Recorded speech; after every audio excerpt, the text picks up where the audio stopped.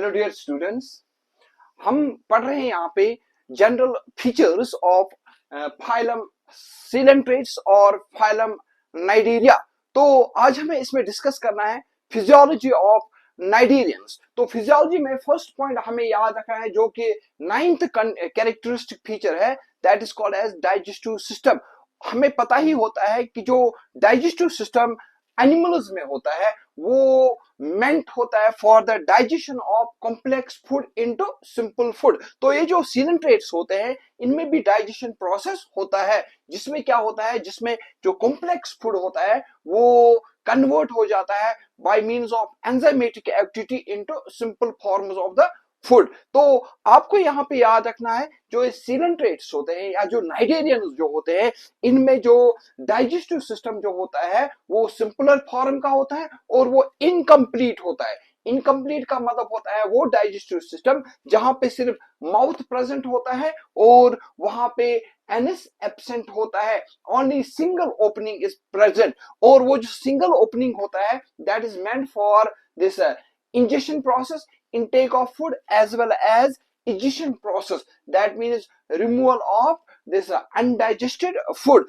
और फिर हम बोलते हैं जो डाइजेशन होता है इन सीलेंट्रेट्स वो दोनों टाइप का होता है, that is of both types, that is extracellular digestion and intracellular digestion. यहाँ पे आप देख रहे हैं जो ये सीलेंट्रेट्स होते हैं इनमें एक कैविटी होती है जिसको हम बोलते हैं सीलेंट्रॉन। तो ये जो सीलेंट्रॉन होता है जब यहाँ से फूड एंटर करता है तो यहाँ पे फूड आ गया और फिर हम बोलते हैं ये जो सीलेंट्रेट्स होते हैं इनमें जो सीलेंट्रॉन होता है इसमें बेसिकली क्या होता है, इसमें डाइजेशन होता है फूड मटेरियल का because of the enzymatic activities. और यही फूड जो होता है वो फिर डिस्ट्रीब्यूट होता है to all parts of the body.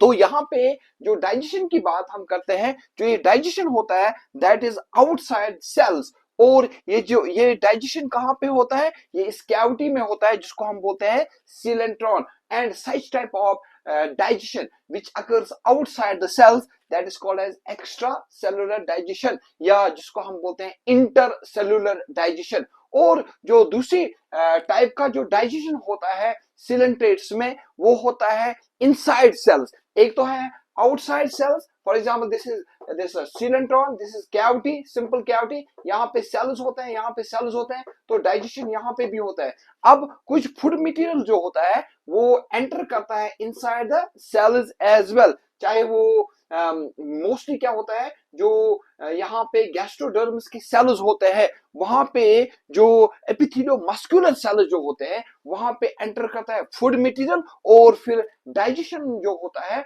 वो होता है इनसाइड द सेल। तो उस टाइप की डाइजेशन को हम बोलते हैं इंट्रासेलुलर डाइजेशन। तो वो टाइप्स ऑफ डाइजेशन होता है किसमें, सीलेंट्रेट्स में। एक होता है एक्स्ट्रा सेलुलर जो सीलेंट्रॉन में होता है और दूसरा होता है इंट्रासेलुलर जो कहां पे होता है विद इन गैस्ट्रोडर्मल सेल्स। ये जो यहाँ पे हम देखते हैं जो गैस्ट्रोडर्मिस होती है, इनर लेयर होती है जो किसके इनसाइड होता है, जो एपिडर्मिस के इनसाइड एक लेयर होती है। इन सेल्स के इनसाइड भी क्या होता है, इन सेल्स के इनसाइड भी डाइजेशन होता है फूड मटेरियल का। तो इस वजह से हम बोलते हैं इसमें दोनों टाइप का डाइजेशन होता है, एक्स्ट्रासेलुलर डाइजेशन भी और इंट्रासेलुलर डाइजेशन भी। तो नेक्स्ट पॉइंट की बात करते हैं दैट इज रेस्पिरेटरी सिस्टम। तो रेस्पिरेटरी सिस्टम जो एनिमल्स होते हैं जैसे ह्यूमन्स भी होते हैं, रेस्पिरेटरी सिस्टम इनमें होता है that is meant for intake of oxygen and release of carbon dioxide. और फिर वहां से एनर्जी प्रोड्यूस होती है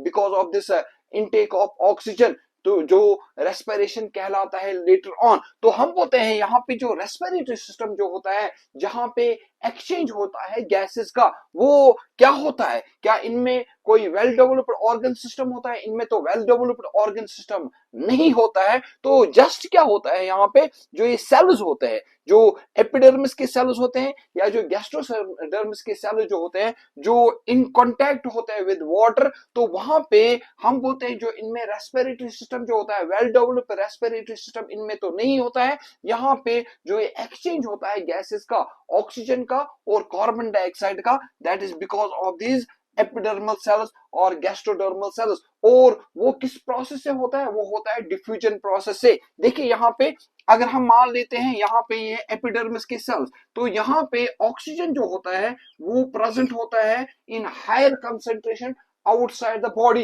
दैट मींस इन वाटर। तो यहाँ पे जो ऑक्सीजन जो होता है inside the body of these coelenterates वो लेस अमाउंट में होता है, लेस कंसंट्रेशन में होता है। तो यहाँ पे जो ऑक्सीजन होता है वो मूव करता है from water inside the cells of this coelenterate. तो उस वजह से हम बोलते हैं ये जो मूवमेंट होता है ऑक्सीजन का into the body of the cylindrators, that is simply called as diffusion process। और ये डिफ्यूजन जो होता है जहां पे क्या होता है, मूवमेंट होता है मॉलिक्यूल्स का, गैसेस का, from higher concentration to lower concentration. और ये जो मूवमेंट होता है ऑक्सीजन का inside the body, that is because of the cells. तो उस वजह से हम बोलते हैं जो रेस्पिरेशन देखा गया है किन में, सिलेंट्रेट्स में, उसको हम बोलते हैं बॉडी सरफेस रेस्पिरेशन। इनमें हमारी तरह लंग्स नहीं होते हैं या गिल्स प्रेजेंट नहीं होते हैं या अदर रेस्पिरेटरी ऑर्गन्स प्रेजेंट नहीं होते हैं। Just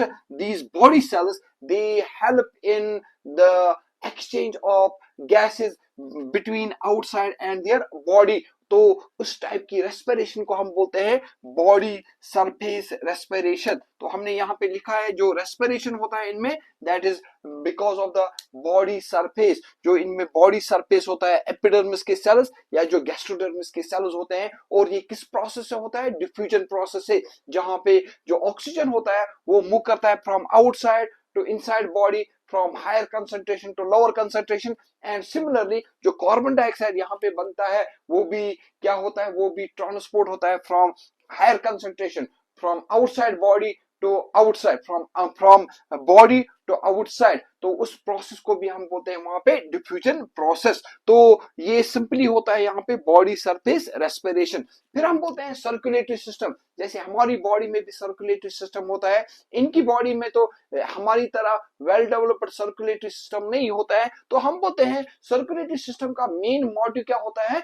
transport of food material. तो यहाँ पे ऐसे कोई भी well developed circulatory system present नहीं होता है। तो जो ये फूड होता है जो यहाँ पे डाइजेस्ट हो गया सिलेंट्रॉन में, तो वही सिलेंट्रॉन जो होता है वही डिस्ट्रीब्यूट करता है इस सिंपल फूड को from one body part two another body part. तो हम बोलते हैं यहाँ पे जो सिलेंट्रॉन होता है that helps in the distribution of digested food. और वो कहां पे होता है? वो इस सिलेंट्रॉन में होता है। और इस सिलेंट्रॉन को हम तभी बोलते हैं गैस्ट्रोवेस्कुलर कैविटी।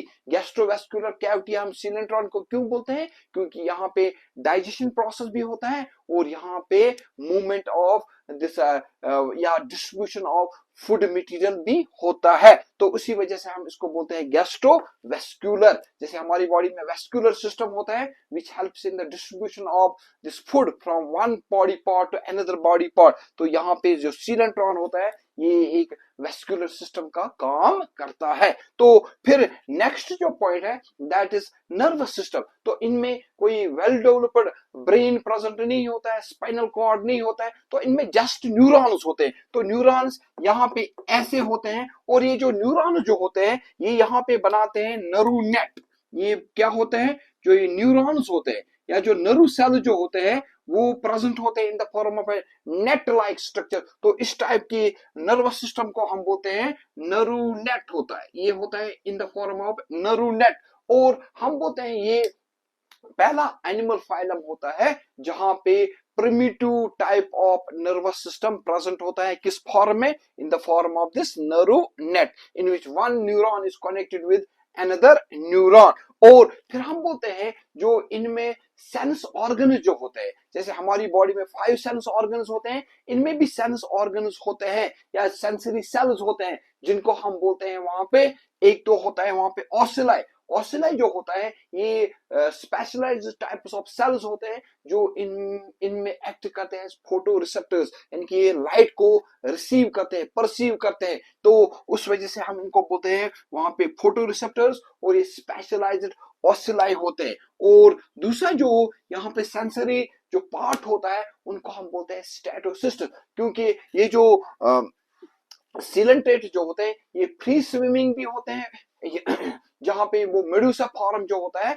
वो फ्री स्विमिंग होता है और ये एक जगह से दूसरी जगह वाटर में स्विम करते हैं। तो उसमें जो स्टेटोसिस्ट जो होता है ये इनमें क्या करते हैं, ये इनमें इक्विलिब्रियम प्रोवाइड करता है या बैलेंस प्रोवाइड करता है during swimming process. So these are the two types of the sensory cells which are present in such organisms. And another point is excretory system. Excretory system is meant for the removal of nitrogenous waste. और यहाँ पे क्या होता है, इनमें तो as such कोई well developed excretory system present नहीं होता है। इनमें जस्ट क्या होते हैं, यही बॉडी सेल जो होते हैं जहां पे जो नाइट्रोजनस वेस्ट जो होता है वो बनता है और वो रिमूव होता है बाय दीज बॉडी सरफेसेस या बॉडी सेल्स। तो उस वजह से हम बोलते हैं यहाँ पे बॉडी सरफेस एक्सक्रीशन होता है। और हम बोलते हैं यहाँ पे क्योंकि ये मोस्टली प्रेजेंट होते हैं वाटर में, यहाँ पे क्या बनता है, यहाँ पे ज्यादा नाइट्रोजनस वेस्ट जो होता है वो अमोनिया बनता है। तो उस वजह से इन एनिमल्स को हम बोलते हैं अमोनियोटैलिक। तो ये क्या करते हैं, ये एक्सक्रीट करते हैं ammonia, they excrete ammonia as a nitrogenous waste. They excrete ammonia as a nitrogenous waste. That is these coelentrates, they are called as ammoniothallic. Another point is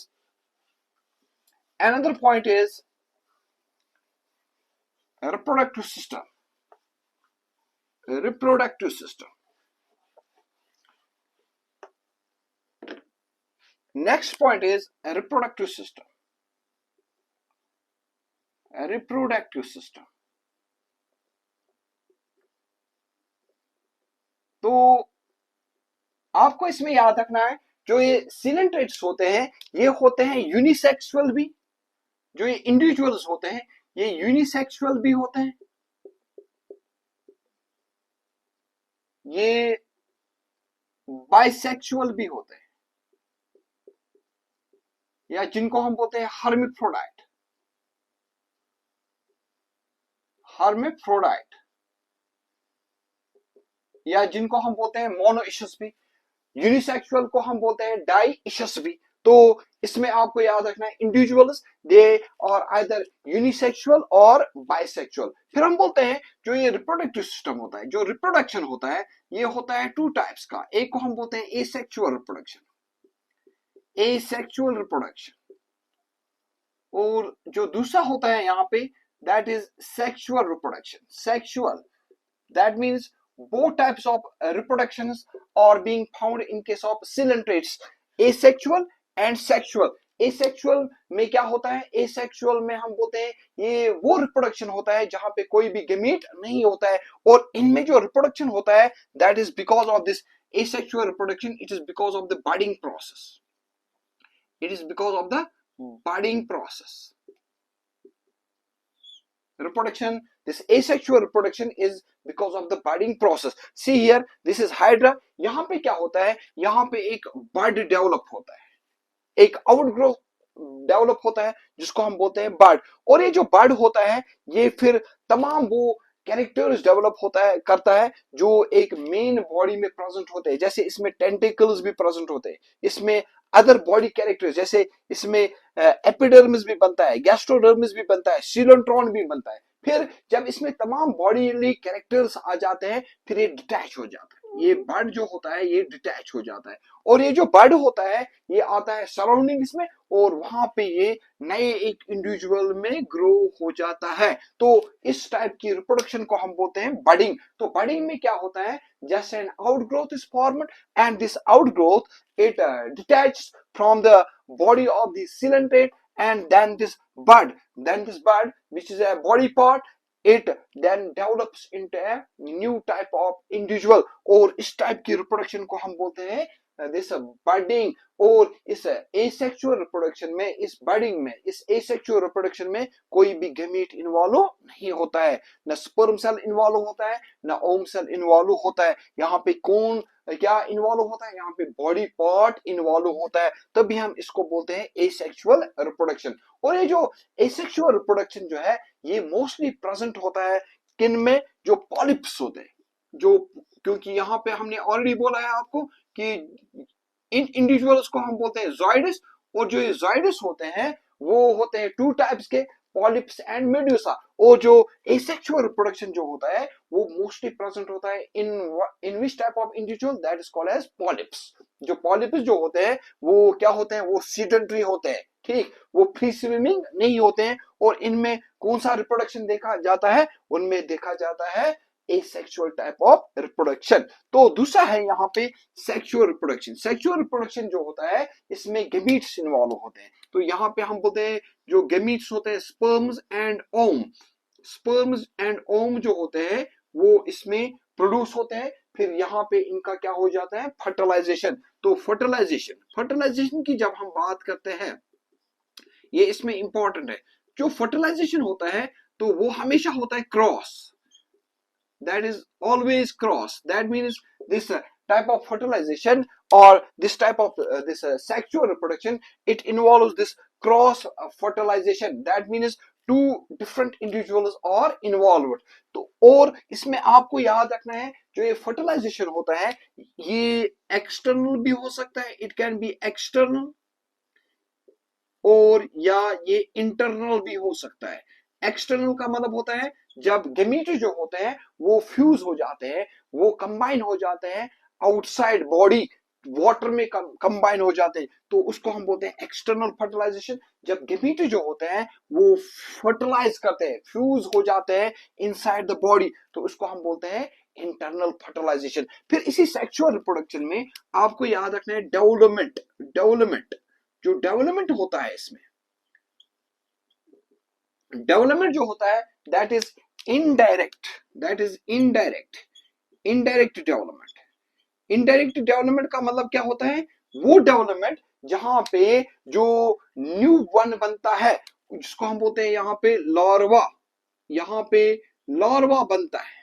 larva जो होता है वो एक इंटरमीडिएट स्टेज होता है between this adult stage and embryonic stage. तो हम बोलते हैं जो लार्वा जो होता है, लार्वा क्या होता है, ये एक ऐसा इंडिविजुअल होता है जो डिफरेंट होता है फ्रॉम बोथ द एडल्ट्स। तो हम बोलते हैं यहाँ पे जो न्यू इंडिविजुअल जो होता है जिसको हम बोलते हैं यहाँ पे लार्वा, वो आइडेंटिकल नहीं होता है अपने पेरेंट जैसा। तो अब यहाँ पे आपको याद रखना है जो ये लार्वा जो होता है इसका नाम याद रखना है, उस लार्वा का नाम है प्लैन्यूला लार्वा। प्लैन्यूला लार्वा, लार्वा का नाम है यहाँ पे प्लैन्यूला लार्वा। और ये सीलिएटेड लार्वा होता है, सीलिएटेड लार्वा होता है, ये सीलिएटेड लार्वा होता है। तो सीलिएटेड लार्वा का मतलब होता है जो ये लार्वा बनता है इसकी बॉडी के ऊपर सीलिया प्रेजेंट होते हैं, फिंगर लाइक स्ट्रक्चर्स प्रेजेंट होते हैं, तो उस वजह से हम इनको बोलते हैं सीलिएटेड लार्वा। और लार्वा जो है इसका नाम याद रखना है आपको, जो पूछा जा सकता है आपको नीट एग्जाम्स में, या जो आपका ये जो बोर्ड एग्जाम है इसमें भी पूछा जा सकता है। तो प्लैन्यूला लार्वा ये सीलिएटेड लार्वा होता है, फ्री स्विमिंग लार्वा होता है। तो ये था किसके बारे में, ये था रिप्रोडक्टिव सिस्टम के बारे में। अब इसमें कुछ एग्जाम्पल्स, मेन एग्जाम्पल्स याद रखनी है जो बिलोंग करते हैं टू नाइडीन्स। एक बेस्ट जो एग्जाम्पल है यहाँ पे, एग्जाम्पल्स में जो इंपॉर्टेंट एग्जाम्पल है हाइड्रा, इसको हम बोलते हैं फ्रेश वाटर पॉलिप, इसको हम बोलते हैं यहाँ पे फ्रेश वाटर पॉलिप। हाइड्रा जो है that is called as fresh water polyp. दूसरा जो है ओबीलिया, ओबीलिया को हम बोलते हैं sea fur, sea fur, sea fur. Third important example is physalia, physalia, physalia को हम बोलते हैं commonly Portuguese man of war, Portuguese man of war. और इंपॉर्टेंट जो है ऑरिलिया, ऑरिलिया जो होता है इसको हम बोलते हैं यहाँ पे जेलीफिश, इसको हम बोलते हैं यहाँ पे जेलीफिश, ऑरिलिया। ऑरिलिया के बाद आता है यहाँ पे एडम्सिया, एडम्सिया, इसको हम बोलते हैं सी एनिमोन, सी एनिमोन। एडम्सिया, इसको हम बोलते हैं यहां पे सी एनिमोन। फंगिया, फंगिया, इसको हम बोलते हैं मशरूम सिलेंट्रेट। ये जो है फंगिया जो होता है इसको हम बोलते हैं मशरूम सिलेंट्रेट। और एल्सियोनियम, एल्सियोनियम, इसको हम बोलते हैं dead means finger, dead means finger. These are some of the important these examples which belong to phylum Coelenterata or Cnidaria. Hope you got it. Thanks. Have a nice day.